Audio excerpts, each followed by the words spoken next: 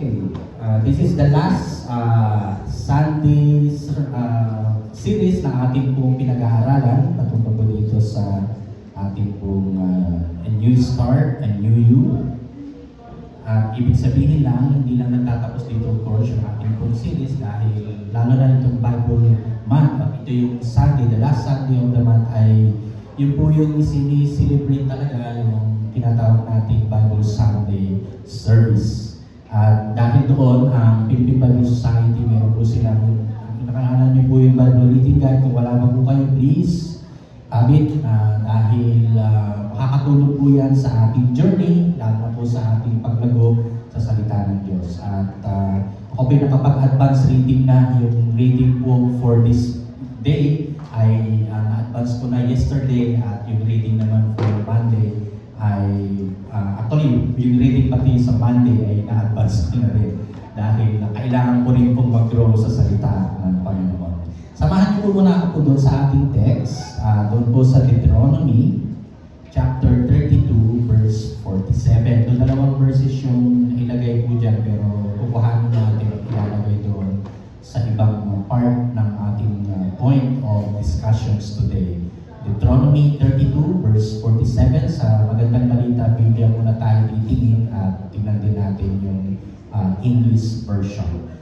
Sa verse 47 ng Deuteronomy 32, mahalaga ang mga salitang ito sapagkat dito nakasalalay ang inyong buhay. Kung susundin ninyong mabuti, mabubuhay kayo ng matagal sa lupaing sasakupin ninyo sa kabila ng Jordan. Sa English version po, kung NIV yung nailagay ko dyan na version, sa verses na tayo. Verse 47, these teachings are not empty words, they are your very life. Obey them, and you will live long in that land across the Jordan that you are about to occupy. May the Lord bless His word today. Manalangin po muna tayo. Salamat po, dakilang Panginoon, dahil mayroon ka pong salita na siyang pagkain ng aming espiritual. Salitang ito po ay tinatawag na logos sapagkat ito po ay may mga letra. Pero ito rin po ay nagre-rema sapagkat nagbibigay din po ng i-illumines ng banal na espiritu para mas lalo po namin maunawaan at maintindihan ang mga nilalaman nito. At sa mga ganitong panahon, naway hindi lamang nagtatapos ang aming pong pag-celebrate ng Bible Month. At lalo po itong Sunday, this is the last Sunday of every first month of the year, ang tinatawag naming Bible Sunday. Tulungan niyo po kami na mas lalong lumalim yung aming pagkasabit o kaya pagkaalam, lalo na sa kaalaman patungkol sa iyong salita. At mangyayari po yun kapag talagang yung buhay na mayroon kami ay nakasalalay lamang talaga sa iyo, lalaanan talaga namin, pagsisikapan namin ang aming masaliksik ang iyong mga salita. Salamat po dahil ikaw yung Diyos na bibigay din sa amin ng desire to know you more, at lalo na po yung response din po namin sa ganun po practice ay mas lalo po dapat kami maging discipline sa amin pong pamamaraan ng pagsaliksik ng salita. Not only on Sundays, but every day of our life. Dahil na ito yung buhay na pwedeng magkakaroon kami ng mas mayroong pong direksyon. Salamat po sa pangalan ng mga Panginoon Jesus. Amen. Yung topic po natin ay God's Word brings life. So yung acronym na life, yung po yung focus po natin na pag-aaral today. Kasi nga po, ang katotohanan, when God's Word is lived out, it brings real life. Not only on individual hearts, but to the entire homes. Actually po yan, may kasama po yan na that God's Word brings life. At mayroon yung word na yon, not only in our hearts but in our home. Maraming ginugusto natin ang ganito. Tingnan niyo po yung isang infographics na makakatulong sa atin. Ang layunin marahil natin, tititingnan natin ay ganito. Tingnan natin yung infographics na yun. Yung tinatawag natin pamilya, o kaya magkaroon ng isang, unang ang word dyan sa tatlong areas, una, yung tinatawag natin mas maayos na puso. Ano nyo nga po yung left, nyo po kung tumitibok po ba yan? Maayos pa kaya ang tibok niyan? Na ibig sabihin, malusog na katawan, wastong pag-iisip, at tamang tinatawag natin kasama ang prayer as far as the heart is concerned. At of course, kapag pinag-usapan natin naman ang pamilya, which is yan ang pinaka-small unit na kinreate ng Lord para talaga magsisimula yung tinatawag nating buhay na maayos ay sa pamilya, ay gusto natin may pagmamahalan at respeto. At the same time, may pagkakaisa. Of course, yung pag-aaruga sa isa't isa ay mga qualities na gusto nating makita. At tignan niyo po kung meron kayong ganyan klaseng family today. Or may mapayapang tahanan. Pakitas nga ang mga kamay dito na walang masyadong sigalot sa loob ng tahanan. Sabihin, payapang-payapa. Natatawa yung mga iba. Kasi baka pagpunta nyo dito sa araw na ito, nagkaroon pa kayo ng mga discussions kung sino yung mauuna maligo sa CR kasi magmamadali, everything. Mga gano'n, no? So, medyo masalimot. Pero minanais natin na sa loob ng tahanan, walang away at gulo. Tahimik at ligtas. O kaya'y nagkakasundo. Somehow, lahat po yan ay mga gusto nating makita. Pero sa kabilang banda, sa reality, hindi po talaga nagiging perfect. Tama po ba? Tama po ba? Nakarelate po ba? Pero, ito po yung tingnan natin, na kapag yung salita ng Diyos na siyang nagbibigay buhay sa tahanan, mas likely pwedeng mangyari yung masayang tahanan, di ba? Na payapa. Mayroon po tinatawag natin matibay na talagang nagpapatuloy, but at the same time, may maayos na puso. Dahil kung tutusin ang realidad, lahat po tayo ay nasusubok, lalo po yung ating pamilya. Pero dapat natin isipin na ang salita ng Diyos ay hindi lamang decoration sa bahay, ito ay ang dapat foundation ng buhay. Yan. Ano ba yung kayo next slide yan? Kasi meron akong kikwento. So ito po yung pag-uusapan natin. But before that, meron pong isang mag-asawa na in-invite si pastor. At ang purpose is to have a dinner in their house. Itong mag-asawa na ito na in-invite si pastor. So madaling sabi ay nagkainan sila. At bago umuwi si pastor, dahil may nakita siyang 1,000 pesos. Kita niyo po yung ano po dyan. Nakuha ko lang din sa Facebook, yung slide, pakitingin nga yung Bible with 1,000 read na nakapatong. Pakitingin nga. Ano ba yan? Uy, nawala. Anong nangyari?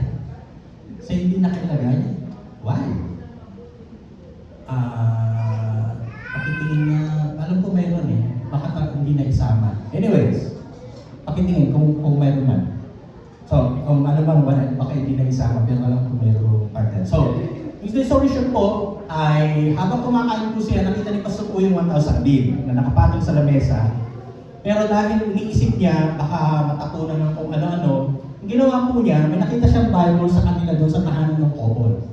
So pinasok po niya sa loob yung 1,000 bill. Alam niyo po, bago uwi si Pastor at nakauwi na actually, galit na galit yung asawang lalaki. Ano ba naman yung pastor natin na yan? Sabi niya gano'n. Nakikain na nga, kinuha pa niya yung 1,000 na nasa sa tuwi ng mesa. Lumalipas po ang 2 buwan, ay talagang, kumbaga, nangingit-ngit yung puso na yung lalaki dahil sa yung nakita niya. Hanggat maaari, hindi na natin imbitahin si pastor, hindi na rin tayo mag-church.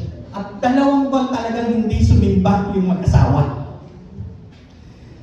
May pagkakataon po na naglalakad si Mrs. Nakita niya si pastor. So nangaas na siya. At nilapitan niya si pastor. Sabi niya, Pastor, kaya hindi ko kami nagsisipa ng 2 buwan kasi galit na galit po yung asawa kong lalaki. Kasi po, may nawawala pong 1,000 nung kayo po'y bumisita sa amin. Dinagtaka ho si Pastor, sabi niya, hindi ko po kinuha yun. Ang katotohanan, inilagay ko po doon sa Bible yung 1,000. Eto na. Ano ibig sabihin doon? 2 buwan, hindi na buksan yung Biblia. Alam niyo po, nahiya po si Mrs. Sabi niya, Pastor, sorry po, napagpintangan po namin kayo. Ano bang pinapakita ko dito ngayon? Ibig sabihin, yung mag-asawa po, lumipas yung 2 buwan, hindi binasa ang Biblia, ngit-ngit na ngit-ngit dahil pinagbibintangan si Pastor.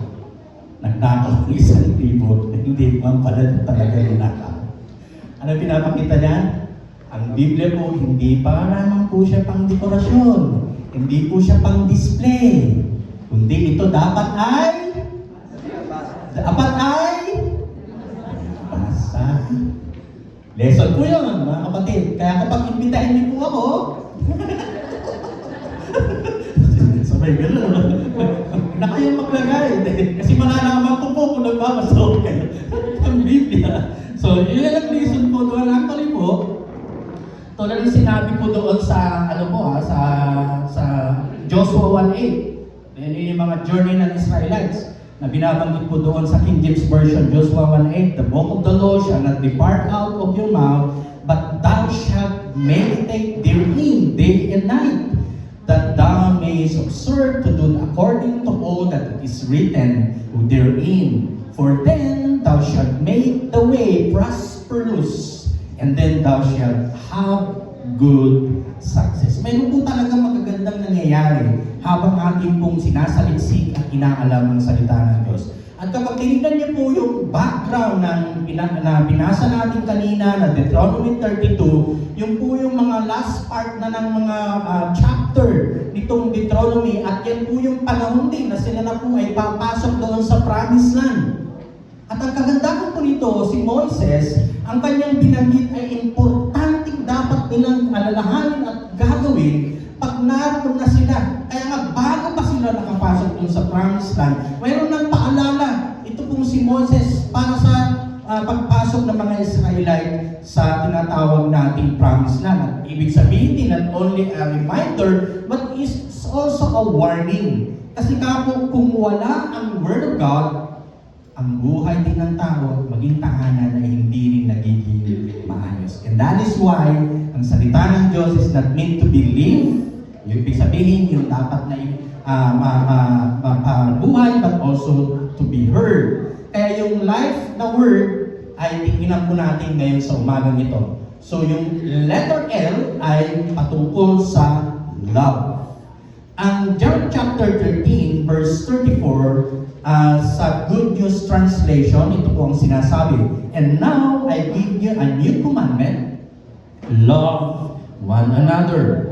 As I have loved you, so you must love one another. Dito naman, kung titingnan niyo po, bago naman umalis si Jesus Christ sa tinatawag nating, or kumbaga sa last will, o kaya mga huling habilin ni Jesus Christ, dahil malapit na po siya pumulihin dyan at gaganapin niya yung kanyang mission to offer His life for us to be saved. At yung mga huling hagubilin na yon ay may mahalaga rin po siyang binanggit na dapat din po nating tignan dito po sa salitang love. At yun nga ang magmahalan, love one another. Dahil yung tinatawag nating yung word ng Lord at importanteng pag-ibig, ang love po kasi at yung salita ng Lord in particular patungkol dito ay nagbibigay direksyon.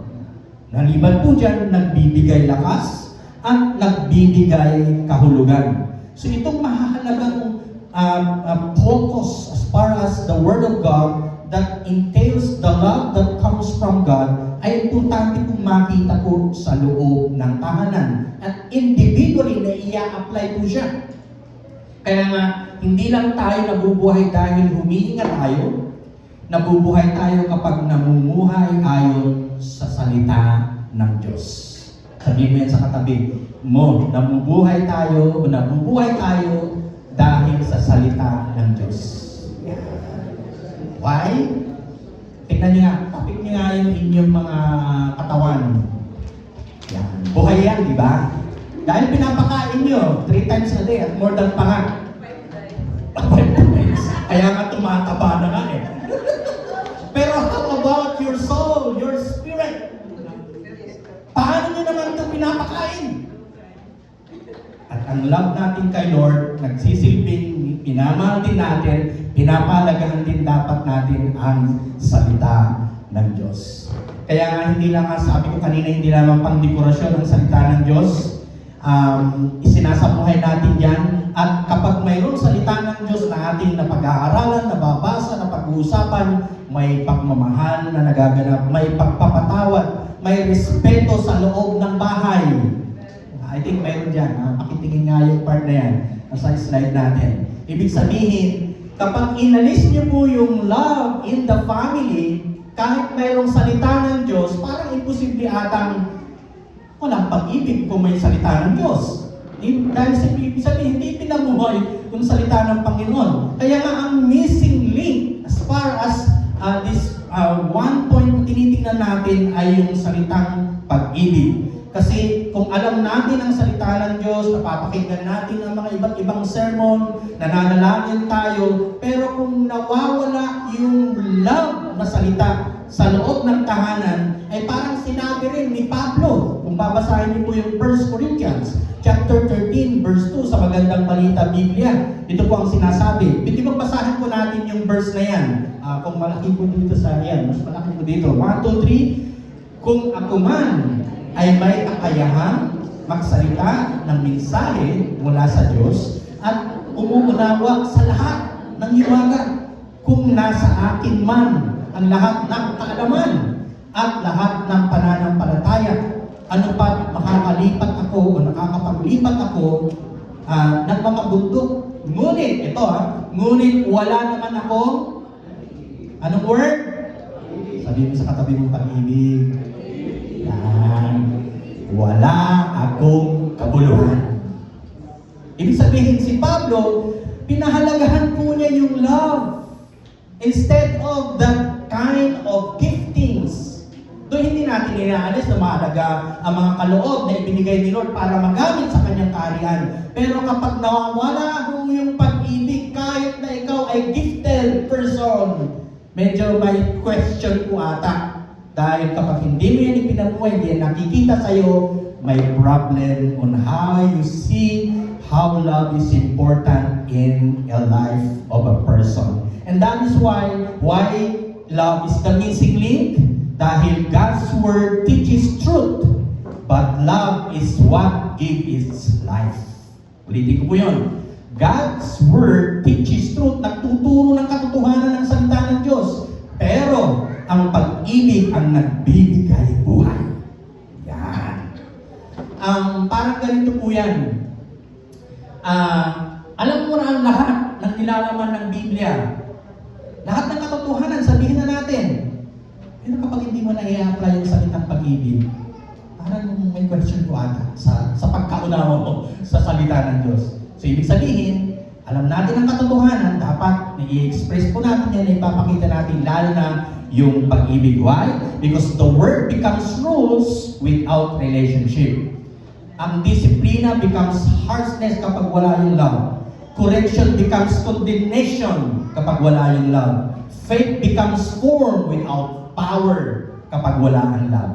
And note, ang salita ng Diyos ang gabay, pero ang pag-ibig ang nagpapatunay na ito ay buhay at totoo sa loob ng tahanan. Sabi mo sa katabi mo, mahal kita dahil sa Panginoon. Hindi ko dahil mahal mo siya, dahil kay Lord nagbibigay ng pag-ibig. Ang Ephesians chapter 6 verse 4, kung titingnan niyo po yan, yung instruction must be done in the Lord with grace, which is part of that grace is the love that comes from God. In Colossians chapter 3 verse 14, above all, put on the word love, which binds everything together in perfect harmony. So love is the bond that holds God's word together in the home. And that is why the word informs the family, but love transforms the family. Mahalaga po dapat natin tingnan po yan. Kaya pag in-apply po natin yung unang point natin dito na word na love, ito yung i-check natin. Una, may truth ba pero kulang sa patience? Oy, habaan ng pasensya. Habaan ng pasensya. May truth ba pero kulang ng patience? May Bible pero kulang ng listening. May prayer ba pero kulang ng sa forgiveness? Kahit matindi yung panalangin mo, kapatid, pero nandyan pa rin yung puso mong ngit-ngit ng ngit-ngit o galit na galit at hindi ka nakapagpatawad, parang mahirap po natin i-reconcile po yun. Ibig sabihin, lahat po ay nakapaloob sa salitang pag-ibig. So God's Word must be wrapped in love to be fully experienced. Kasi po, ang tunay na Kristyanismo ay unang nakikita sa loob ng tahanan at ang pag-ibig ang siyang nagiging susi ito. Ano po yung una ulit? Na L? Love. So the word life yan, ha? Hindi natin. Second, integrity. Psalms 101 verse 2 sa NIV version ito po sinasabi, I will be careful to lead a blameless life. When you will come to me, I will conduct the affairs of my house with a blameless heart. Tingnan niyo po sa Tagalog, tingnan natin yung lalim po nito, as para yung application ng Tagalog version sa Magandang Balita Biblia. Psalms 101:2. Ang aking susundin lagi ay ugaling walang kapintasan. Kailan ka kaya darating sa akin? Ako'y lalapitan. Malinis ang budhing, mamumuhay ako sa aking tahanan.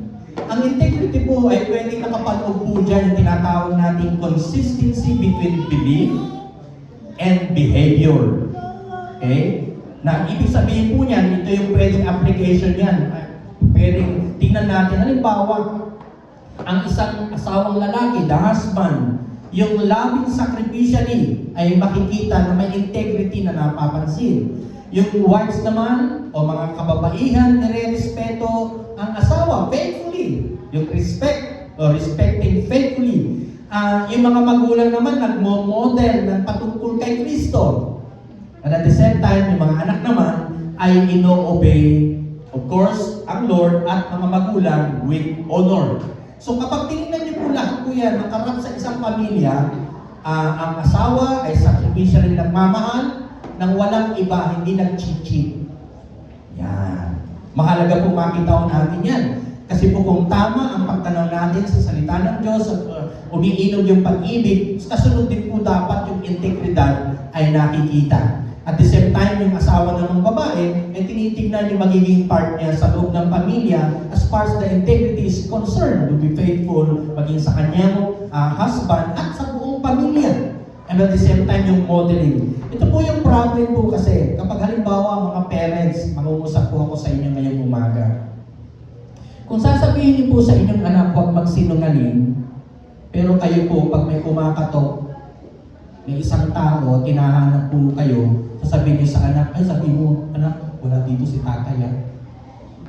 Ano kaya yung itinuturo yung doon, tawag nito, values, pagsisinungaling na kagad. So nasira na po yung dapat sasabihin lang, ay anak, pag may kumatok, sabihin mo nandito lang ako. Paano po sabihin ng anak, paano po tayo kapag naniningil po yun ng pagkakautang? Sasabihin ko pa rin ba? Ay, oo, sige lang. At least, doon sa unang napakasimple pero mahirap minsan harapin na katotohanan, at least na ipakita niyo po yung tamang pagtingin at yung pagsisinungaling na bahagi. Kasi may integridad ka po ay na ipapaturo na natin unti-unti sa ating mga anak.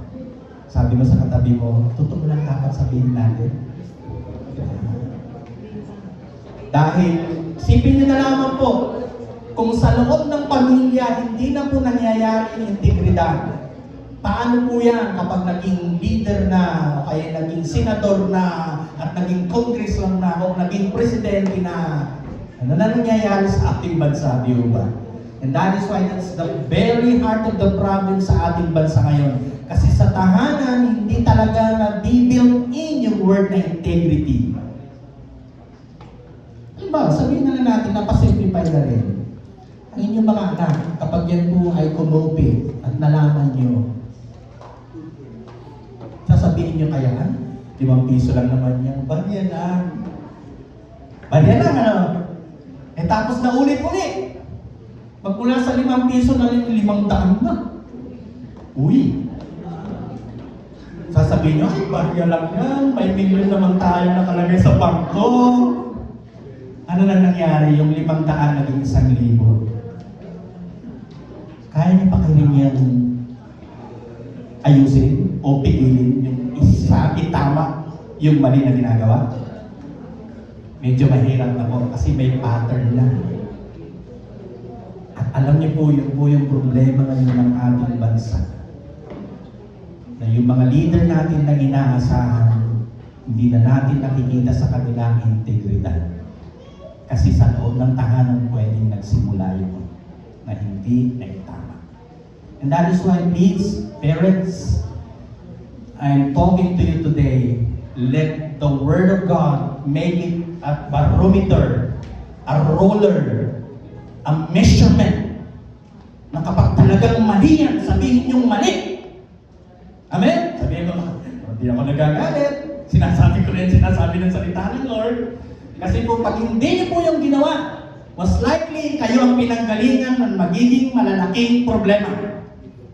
At ayaw nating mangyari yun. Kaya, ngayon pa lamang, at least, alam natin ang tinatayuan natin.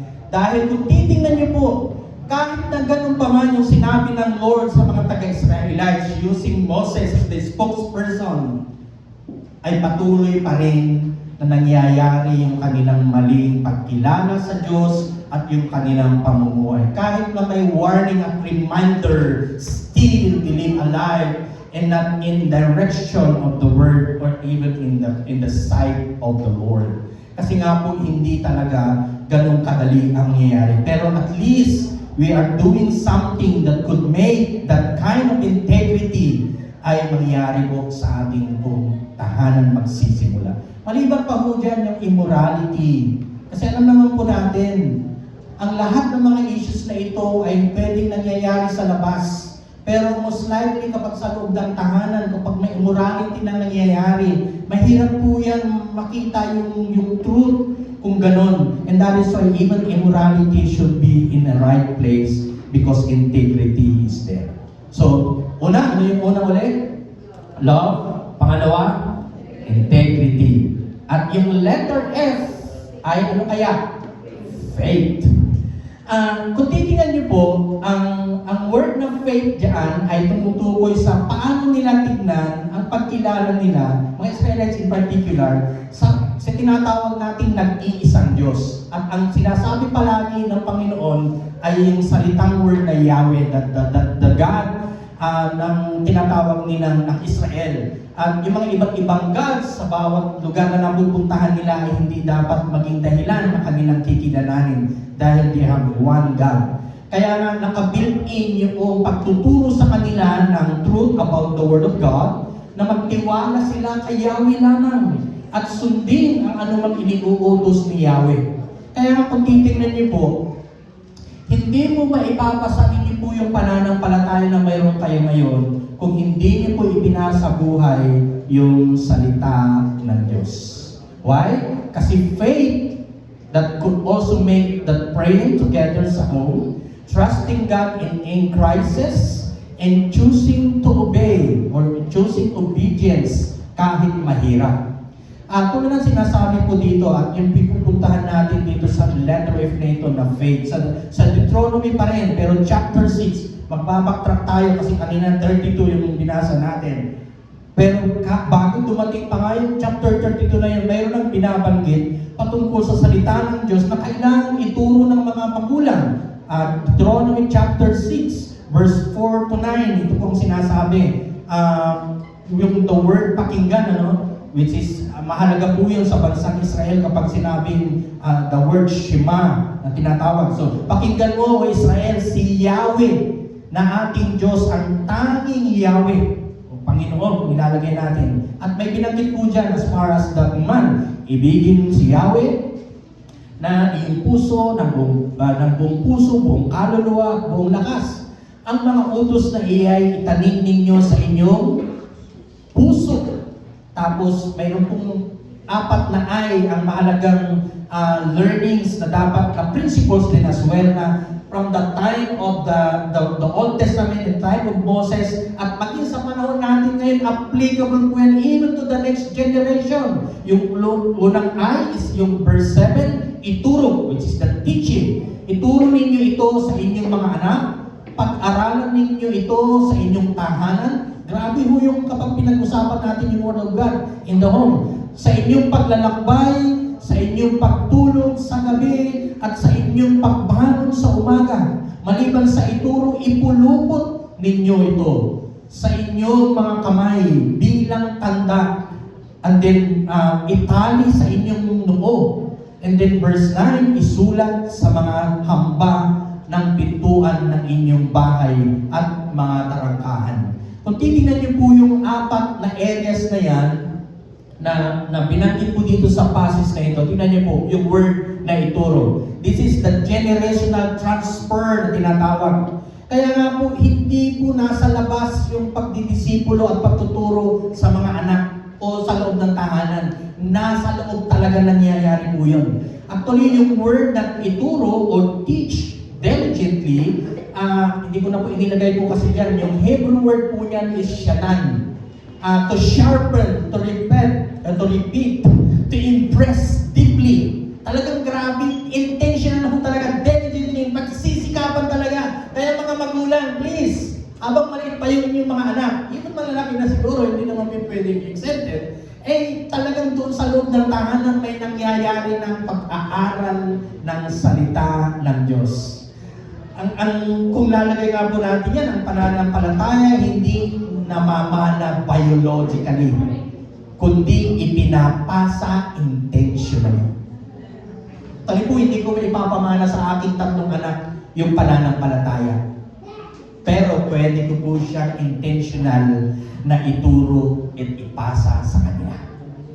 At I think yun din po ang dapat na mangyari po sa atin. Nagulat nga ako doon sa tawag natin dyan, flag ceremony nung Monday, nakita ko lang sa Facebook ng PBS, sure, hindi naman siya nagbanggit na mayroon pa ng event na gano'n, na siya yung in-event na wala ata yung isang kasama niya sa kanilang department, so siya po yung pinadala dito sa ating Quezon City Hall sa flag ceremony para magbigay ng greetings. At the same time, nag-distribute sila ng Bible. So, ibig sabihin, yung pagtuturo po, may naibubungan ito. Sabi po dyan, dito rin ay hindi lamang style ng classroom, kundi life-to-life discipleship. Kaya nga ang discipleship, hindi dito sa mga D-group meetings natin.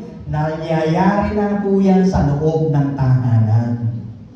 Ano po ba? Sabihin mo sa katabi mo, may nangyayari bang discipleship sa inyong tahanan? Yan. Ibig sabihin, hindi man intentional na nag-groupings kayo, pero habang nagsasama-sama kayo nanalangin at nagbabasa ng Biblia, abay nangyayari na po yung pagtuturo po dyan. And that is why ang Diyos po ang author ng faith, pero ang pamilya ang primary discipler. So dapat maintindihan po natin yan. Ang bahay ang unang seminaryo at ang magulang ang unang pastor. Wow! Mga tatay, pakitaas ka mga kamay. Yan, salamat po sa inyo. Kasi po, kayo po yung magpapastor ng inyong pamilya. Ano mga pastor yan? Ba't binibigyan mo pa kami ng responsibilidad? Kaya mo yung pastor, ikaw na lang. Hindi po. Kayo po yung inaatasan ng Diyos. Kasi po yung binanggit ko dito sa Deuteronomy chapter 6 na ito, yung bawat magulang lang ng mga tatay na sinasabi ni Moses na ituro, ipilupot, ano pa ba, ilagay sa, isulat. So, binabanggit ni Ate Lily kanina na anting-anting, hindi po talaga matuloy yung salita ng Lord. Ang dapat, kung ilalagay niyo po yung mga verses, why not? Kasi biblical naman po yun. Huwag po yung kalendaryo na may makikita pa kayo kung ano-anong kalendaryo nakalagay sa background. Oo na. Ay, kalendaryo din sa titingan mo, ang ganda ho nung ang ganda ho nung nasa picture eh. Ang pinag-uusapan lang naman doon yung mga date eh, pero may mga nakalagay pang picture na kung ano-ano eh, no? O, mayroon kayong ganon? O, ibigay nyo na sa akin. Sunugin natin. Ibig sabihin lamang po, mahalaga po na maituro po natin sa ating mga anak ang katotohanan, ang salita ng Diyos. Kasi po, unang seminary po sa loob ng tahanan, mga magulang at lalo ng mga tatay ay nagpapastor sa inyong mga tahanan. So, ano po yun? Ulit, ituro, ipulupot. Wow, medyo mahirap po ito kasi paano mo ipapakita yun? Ipagpulupot na yan.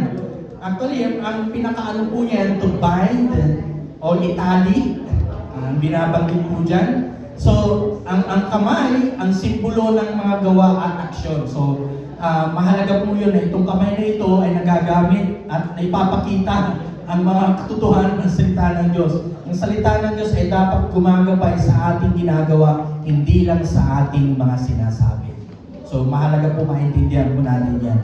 Ang faith ay nakikita sa lifestyle kung paano magtrabaho, magmahal, magpatawad, at maglingkod. So, yung word na ipulupot, itali naman is the front lights or between your eyes. Ibig sabihin yan yung ang mata at noo ay simbolo ng isip at pananaw at values. Pero ang salita ng Diyos ang lens ng buhay. At ito ang nagdidikta ng worldview. Hindi po yung worldview po ng iba't ibang pamaraan ng mundo, but the Word of God must be the point of our worldview on how we do things, on how we see things, and how we interpret things in this world. Kaya hindi tayo gumagawa ng desisyon base sa kultura o emosyon, kundi base sa salita ng Diyos. Mahalaga po yun. Sa ating mga decision making, tingnan natin ano bang sinasabi ng Biblia na makakatulong. So, itali, ipilupot, ituro, and then last, yung isulat. Yung writing then on doorposts and gates is not only a private but as a public, kumbaga sa record permanent yun. Ano? Pag sinabing doorpost is a public life, ay yung mga tahanan, di ba, may mga pintuan. But pag tinignan natin yung gates, public life po yan, it takes about the community. So ang ating pananampalataya po na nakapaloob sa nakikita ng tao ay visible po yan sa lahat ng aspeto ng ating buhay. And that is why ang tahanan ang nagiging testimony at ang pamumuhay ang nagiging witness. Parang ganito po. Sa inyo po bang mga kapitbahay, pag nakita yung pamilya nyo, sasabihin nila, gusto ko maging ganun din sila. Gusto ko maging ganun kami. Parang ganito po. Meron kasi sila nakikita, nakakaiba sa kanila, na gusto nilang i-apply din sa kanila. At kapag ganun po ang expression o kaya pagtingin ng inyong mga kapitbahay, ibig sabihin nagiging testimony po kayo. At yung witness ng inyong buhay ay nagpapakita na tama ang inyong pamumuhay.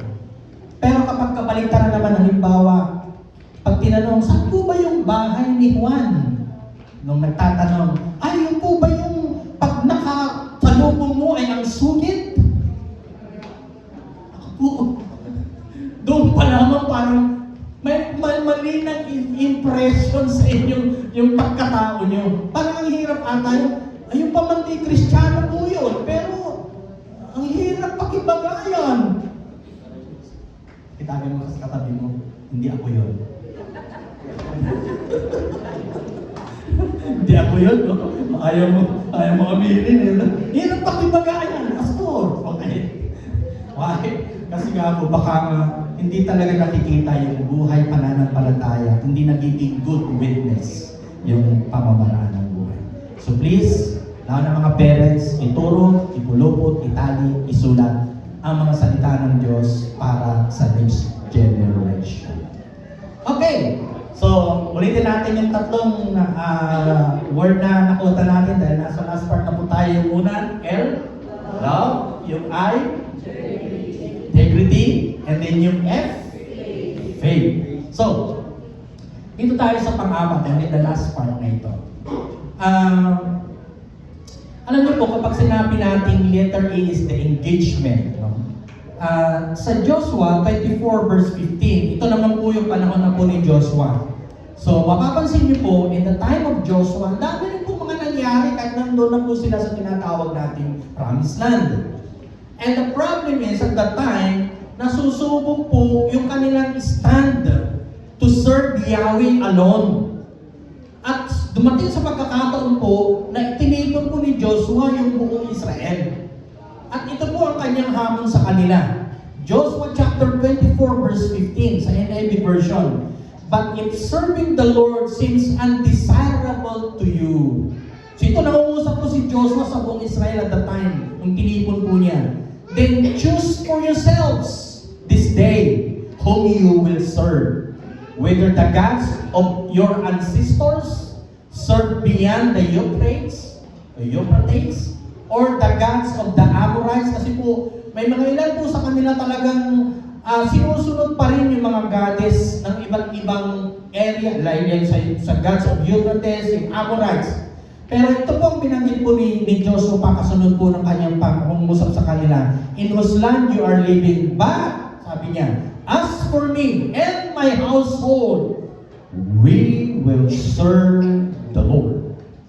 Ulitin ko po yung word na yun. But as for me and my household, we will serve the Lord. Ano pong pinapakita po dyan? Ilalagay po natin yung passage po na yan. Ano po yung nagiging impact niyo po sa inyong pong pamilya at tinignan ng inyong neighbors, binanggit ko na kanina? Ano kayang masasabi nila tungkol sa inyo? Kaya nga kung lalagay natin itong engagement, ang God's Word calls us to active participation, not passive attendance.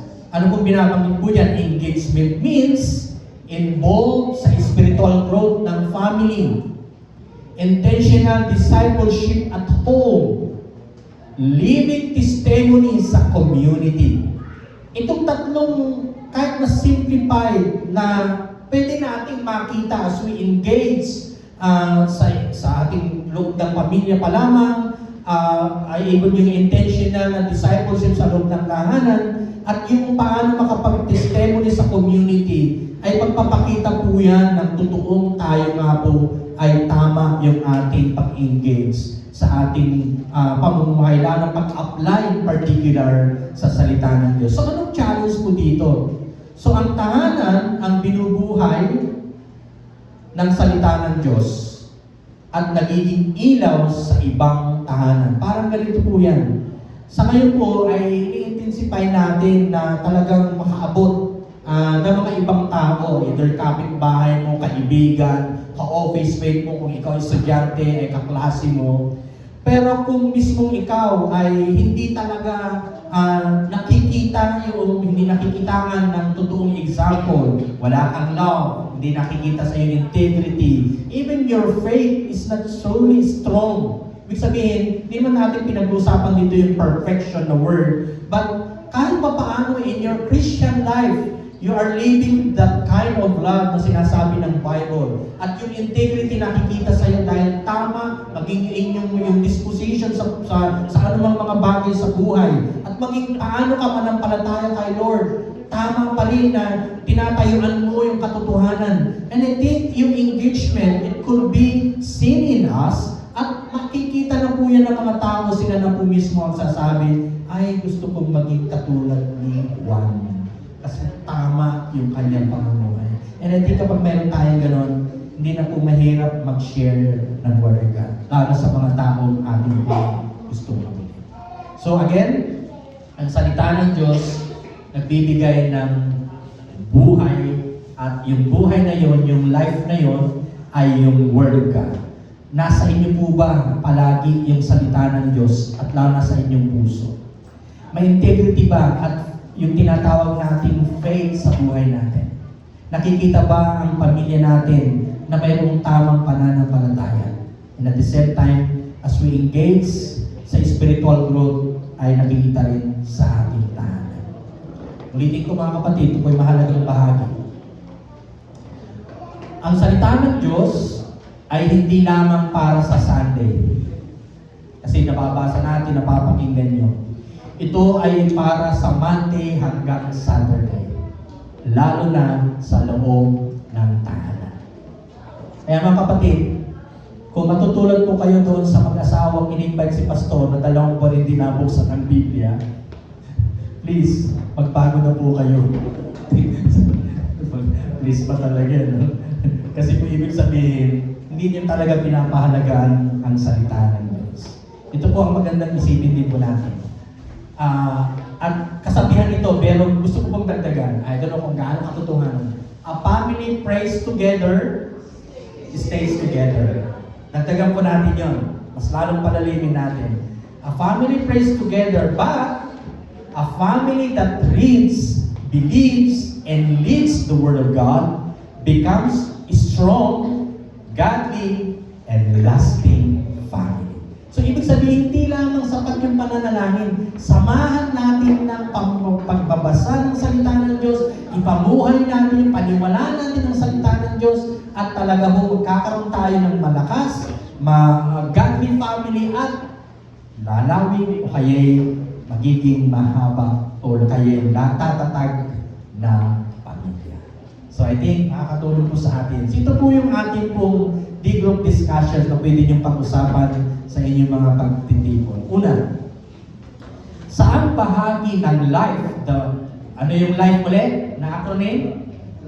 Love, integrity, faith, and engagement. So, anong bahagi doon sa word na life na kailangan ng growth ng iyong, kung ikaw yun, o kayo family, kung ilalagay natin sa context ng family application mo yun. Pangalawa, paano natin o namin mas magiging intentional ang Word of God sa aming tahanan? Meaning to say, paano nga ba magiging mas intentional? Either pagbabasa ba, pag-aaral ba, either personal o sa family. Paano nyo gagawin yun? Dahil lalo, napaka-busy at iba't iba yung activities. And then last na tanong, sa inyong D-group na pagsasama, ano ang isang practical step na itong linggo na ito na pwede mong gawin bilang pamilya, either doon sa word na life or doon sa paano na magiging intentional sa salita ng Diyos sa pag-aaral.